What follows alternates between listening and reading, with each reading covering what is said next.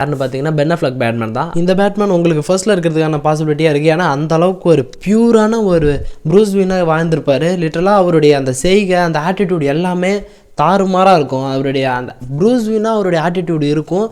ஏன் பேட்மேனாக அவருக்கு இல்லைன்னு பார்த்தீங்கன்னா, ஏன்னா அவருக்குன்னு தனியாக அந்த ஒரு ஆர்க்கு க்ரியேட் பண்ணவே இல்லை. சுத்தமாக பேட்மேனுக்கான ஒரு தனி செப்பரேட் மூவி அவருக்காக க்ரியேட் பண்ணலன்ற ஒரு விஷயத்தாட்டி தான் இவர் செகண்ட் பிளேஸில் இருக்கார். இல்லைன்னா ஃபர்ஸ்ட் பிளேஸில் போகிறதுக்கு பாசிபிலிட்டி இருக்குது. ஏன்னா இப்போ இந்த கேரக்டர் ஆஃப் பேட்மேனை எனக்கு ரொம்ப பிடிச்சிருக்கும். ஆக்சுவலாக அவருடைய மஸ்லாக இருக்கட்டும் அண்ட் இவர் அந்த ஆட்டிடியூட் ப்ரூஸ் வீனாக கொடுக்கறது எல்லாமே ரொம்ப சூப்பராக இருக்கும். இந்த பென் அஃப்லெக் பேட்மேனாக காமிச்ச ஒரு மூவி என்னன்னு பார்த்தீங்கன்னா பேட்மேன் வர்சஸ் சூப்பர்மேன் மூவி தான். அதில் ஒரு மாதிரி தாறுமாறான ஒரு ஆட்டிடியூடை காமிச்சிருப்பாங்க. அண்ட் என்ன ஒரு இல்லைன்னா அதில் வந்து பெருசாக அந்த பேட்மேன்னா எப்படி இருக்கணும், முன்னாடியே ஒரு ஆப்போனண்ட்டை பற்றின ஒரு தெளிவான அண்டர்ஸ்டாண்டிங் இருக்கிற ஒரு கேரக்டராக இருப்பார். பட் இதில் வந்து அதெல்லாம் லைட்டாக மிஸ் ஆன மாதிரி இருக்கும். ஏன்னா சூப்பர்மேனுடைய அம்மா பேர் மாத்தா அப்படின்ற ஒரு இது கூட தெரியாமல் இருக்கிற மாதிரி காமிச்சிருப்பாங்க.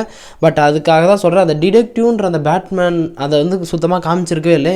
ஏன்னா தனியாக அவருக்குன்னு ஒரு செப்பரேட்டான ஒரு ஆர்க் க்ரியேட் பண்ணியிருந்தால் அதுக்கான பாசிபிலிட்டி நிறையவே இருக்கும். ஸோ ஒரு தரமான ஒரு ப்ரூஸ் வின் கேரக்டராக பில்ட் பண்ணி பேட்மேனான ஒரு ஐடென்டிட்டியை க்ரியேட் பண்ணாமல் விட்டுட்டாங்க.